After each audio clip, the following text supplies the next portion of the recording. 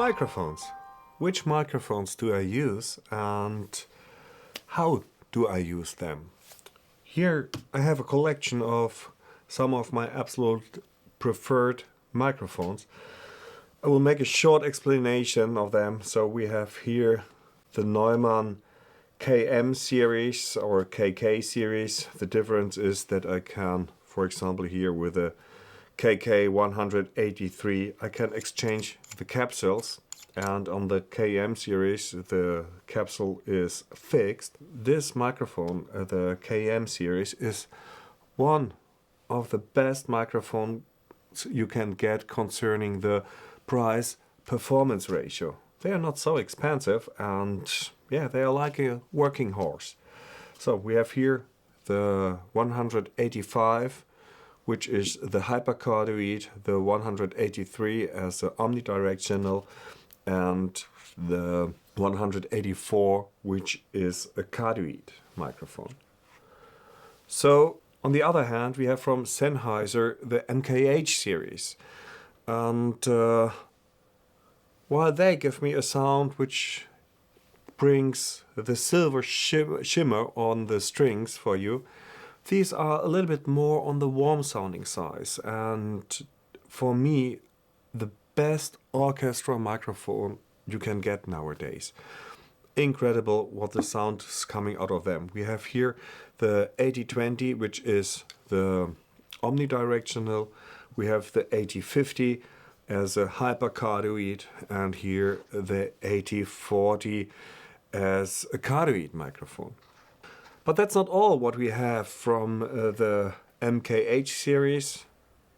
We have microphones where we can change the polar pattern, and so we have here the MKH 800. It gives a big variety whether to come from a omnidirectional, wide cardioid, hypercardioid or figure of 8 microphone. We can adjust level and the filters. So it has 2 cardioid membranes in the capsule and gives you everything what you need. Mainly I use this as a main microphone system. Or on the other hand,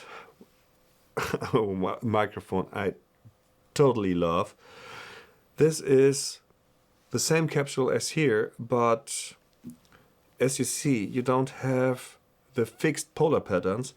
You have 5-pin connector, so both capsules come out of the microphone with an extra signal, and you put it on 2 channels on your console, and you can stepless adjust the characteristics even on a later point. So if you just sum up both channels of the microphone on same level, you get an omnidirectional microphone. If you inverse the polarity of one of the capsules, you get a figure of 8. And then with a level adjustment, you can stepless go from an omnidirectional microphone to a figure of 8. Really incredible, because even as well for recordings in the post-pro or in a sound check, you can just choose what you need. Really incredible microphone.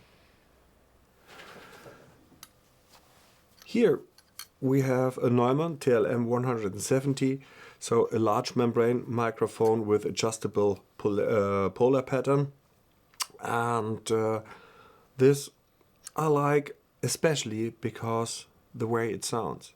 A little bit later I will talk about the difference between large membrane and small membrane. Before that I want to show you another microphone which I use a lot of for the solo singers in operas. It's an MKE2. You stick it to the cheeks of the singers, or you hide it in the hair depending on the clothes the singers are wearing. That's the normal microphone you use in operas. Okay, but there's another very nice thing that I use this microphone as well a lot in bands, film music, a lot of in percussion. I will show you later. In symphonic music, when we want to have that naturalist sound, Sorry for you, but I never use large membrane microphones. I only use small membrane microphones like these. Why? In that microphone setup, hardly any single microphone is going with its 0-degree direction on an instrument. I want to have several instruments just to be recorded by a single microphone. And this is incredible with the MKH from Sennheiser or the KMs from Neumann, because all manufacturers can give you a good sound in 0-degree direction. But as soon as the sound is coming from the side to the microphone, there it shows which microphones are good and which one are not good. But nearly every single microphone of the 50 or 60 or 70 microphones I have in an orchestra, maybe 2 or 3 of them I use with a 0-degree direction. All the rest I collect the sound from the side because, for example, 2 flute players, 1 microphone.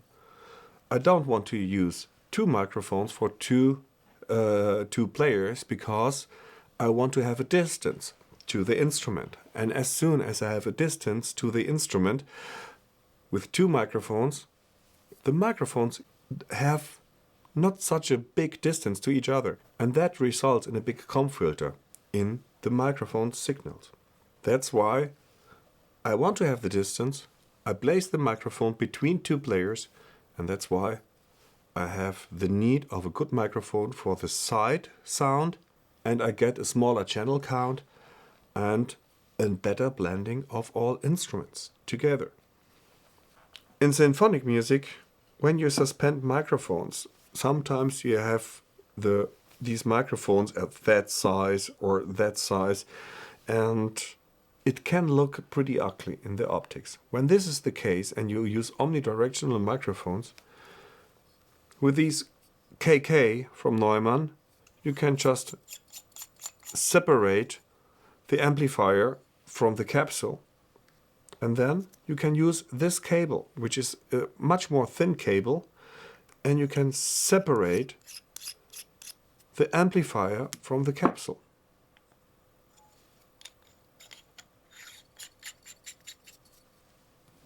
And then you only have this small part which is suspended from the ceiling. It's looking much better. Now I want to show you my way of setting up the microphones for violins and violas. Therefore, thank you to the ladies and the gentlemen to help out. We have a typical situation. So here's the conductor, first violin, first row, second violin, second row, and so on, maybe 14 players, which means 7 rows, 16 players, 12 players. This can vary throughout all the orchestras. So we have here first violins, we have the first row and the second row, and I set up a microphone setup which you will find pretty often. That's not my way, how I set up. A little bit later we come to my way, but I want to show you that way and what happens in that way. For microphones here on the left we have a KK 184 from Neumann. It's a cardioid microphone and one, in my opinion, one of the most versatile microphones you can find. And here you have a KK 185. Same series, it is a hypercardioid microphone. So, what is here? The setup of the microphone. I mentioned before that never or hardly any microphone is with a 0 degree pointing directly to an instrument. Here, the instruments are held on the left side from the players. That's why I'm placing the stand behind the first player, behind the first left player, and the microphone is directly in the middle between these 2 instruments, just to gain the same level of the instruments. That's why it's very important that you have microphones which have as well a very good spectrum for sound which is coming from the side. By the way, a placement of the microphone stand behind the player is always pretty clever because you don't disturb the player in playing. Sometimes you see it that a microphone stand is somewhere here, but then, of course, your arm would just hit the music stand, the microphone stand. So this is the right position. So let's imagine we have 7 rows of first violins, so we have 7 microphones. It's a pretty high channel count. What's happening sound-wise? Sound-wise, this microphone records 2 players, this microphone records 2 players, and this results in a sound where you not really get a whole string section. You get spots of 2 players, 2 players, 2 players. All these players are not melting together, but that is what we want in a string section. There's a pretty easy way which simplifies your work, and it's much easier to handle, and it decreases the channel count as well. We don't need 1 microphone per row, so let's just put 1 microphone away. And we can record or transmit these 4 players just with 1 microphone. Very simple, just by pointing the microphone towards the second row. So what's happening? It's a cardioid microphone. We have 2 distance. We have 1 far distance from the second row to the microphone and 1 close distance from the first row to the microphone. Because it's a cardioid microphone, we have 60 dB less in level, because the cardioid microphone records 60 dB less of the sound which is coming from the side. And that equals out with a double distance the second row has towards the microphone. The result is 1 microphone, 4 players in the microphone with the same level, but a much better blending of the sound of the single instrument. With 14 players, you just have to do it 3 times and 1 additional for the last 2 players. But let's have a look at the violas. Now your viola players, and with the viola players you have a brass section directly behind them. So in fortissimo you can imagine that a trumpet which is sitting there is directly more or less playing in that microphone, and a trumpet can play louder than a viola. So that creates a problem. But that what is working from the front to the rear is as well working the other way around. Let's swap to the other microphone, back to the KK185. And we place it behind the second row. And now we do it the same way. From the second row, we point the microphone to the first row. Now the same the other way around. A close distance and a far distance. This distance more or less is double the distance then from here to here. Again, we have the effects of the side, not exactly 60 dB, because now we change to a hypercardioid microphone, but it equals out, and we have these players again as a melting sound and 4 players together. But the trumpet here, a hypercardioid, has the dead point of the microphone in that direction. And now the trumpet is playing into the dead point, and that decreases immense the bleeding of the trumpets in that microphone. And so, even in fortissimos, you still have the sound of the violas.